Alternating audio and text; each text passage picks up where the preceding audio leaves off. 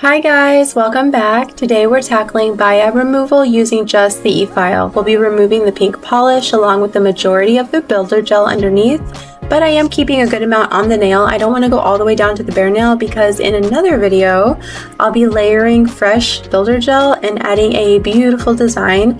It's blue, chrome, and has cat eye. If you're interested, I'll link that video here so you can check it out later. I like to start by gently pushing back my cuticles. Doing this helps me see where my natural nail is, so I'm careful not to file it down too much during removal. Next, I'm going in with my Carbide bit from Melody Susie. I keep mine on a lower setting at first. This is especially important if you're new to using an e-file. I suggest starting at a lower RPM, maybe around 5 to 8. If it feels too hot or painful, just dial it down. I might be at a 10 or 11 right now, but that's because I'm comfortable at this point, but everyone's comfort level is different. One of the most important things with filing is to keep the drill moving continuously. Don't hover in one spot. That can cause heat spikes and discomfort. Let the drill do the work for you with light pressure, moving top to bottom in long, steady strips. I'm not too worried about the edges near the cuticle at this stage because I will grab my sanding band, which has a finer grit, and I'll use that to smooth out the nail closer to the cuticle.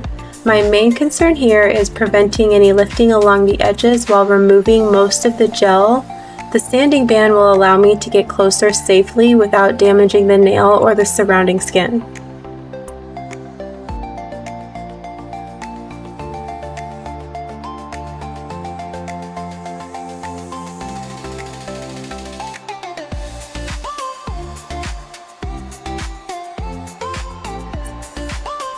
After a majority of the gel is removed, I do like to go left to right at the end, just to make sure the nail is smooth and doesn't have deep ridges or divots.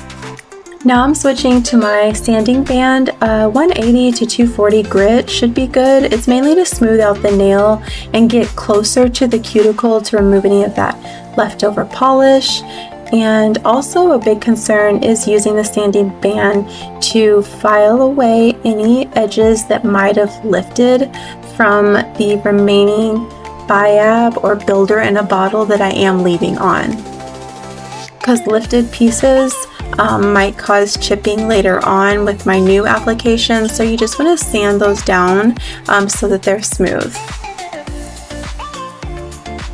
If you're enjoying this tutorial or finding it helpful, please be sure to give me a thumbs up. It really helps me know what content you like.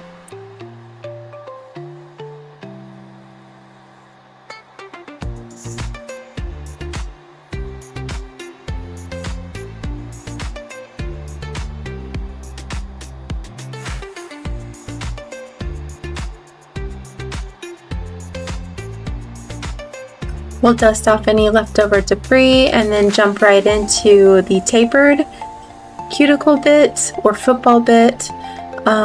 This I'm going to use because I want to lift up gently the cuticles from the nail. This is optional. You could just use a regular manual cuticle pusher if you prefer. But if you do use the e-file cuticle bit, make sure you hold it horizontal and use really light pressure. You're not digging into the nail, you're just lifting the cuticle and removing any dead skin. Be careful not to scratch your natural nail.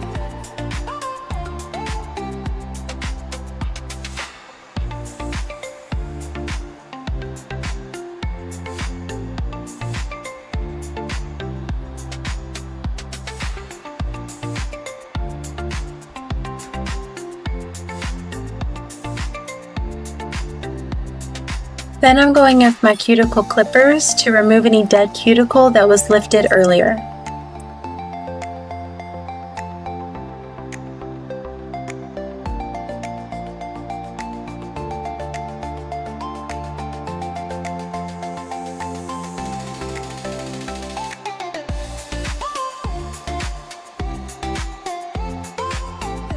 After that, I like to take a foam buffing block and gently smooth the nail a bit more. This is my chance to catch anything I might have missed with the e-file. I usually hand file the last part because it gives me more control and allows me to see the nail clearly. Once the nail is smooth, I will dust everything off with my nail duster. I finished shaping the free edge with a 240 natural nail file, sharpening up the sides and the tip. This ensures the nails look clean and maintain a polished shape as they grow out.